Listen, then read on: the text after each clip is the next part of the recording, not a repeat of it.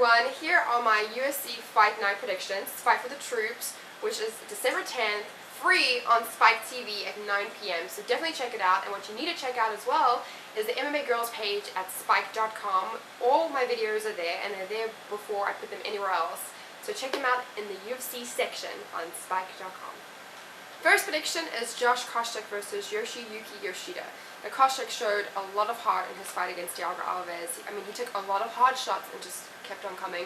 Very reminiscent of his training partner, John Fitch, who fought against GSP, if everyone remembers.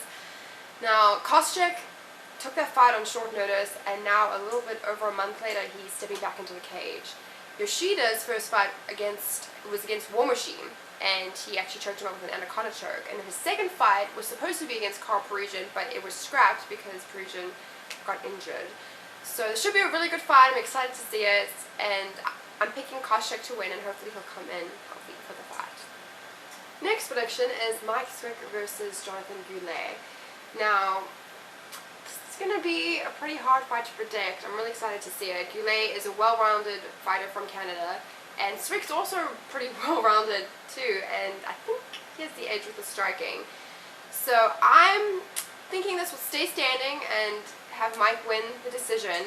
Now, I picked against Mike in his last fight against Marcus Davis, and he proved me wrong, so Mike, prove me right this time and get the win. Yes. Next prediction is Steve Campbell versus Razak Al Hassan.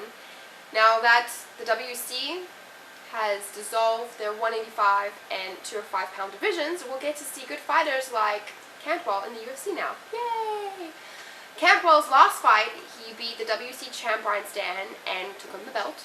He's really good at kickboxing, but I don't know too much about his ground game. Now his opponent, Al Hassan, I know even less about. In fact, I don't know anything except that he's 5-0. So I'm going to pick Campbell to win TKO.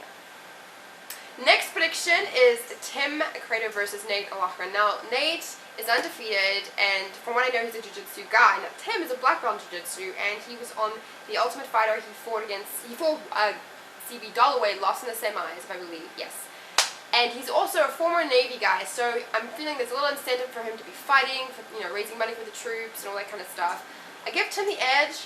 Honestly, I don't really know too much about Nate. The UFC could be bringing Nate in because, to build up his name. For all I know, I don't know. I'm picking Tim because I know him. I have this funny thing of picking guys that I know, so I'm going for him. Yes.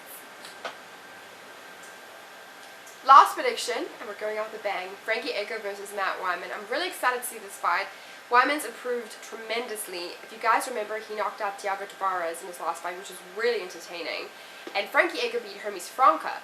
Now, Frankie just got his purple belt under Ricardo Almeida, so congratulations to him. I see the fight going either Frankie using his wrestling to control the fight for 3 rounds and controlling, the ground. Wiman could get the knockout. He has very good hands. I give him the edge in the stand-up, so it really could go either way. I'm picking Frankie to win, though. I think that he's kind of, climbing up the lightweight division. A rematch against Gray Maynard could be in the possible future. That would be good to see. But I'm picking Frankie to win by decision.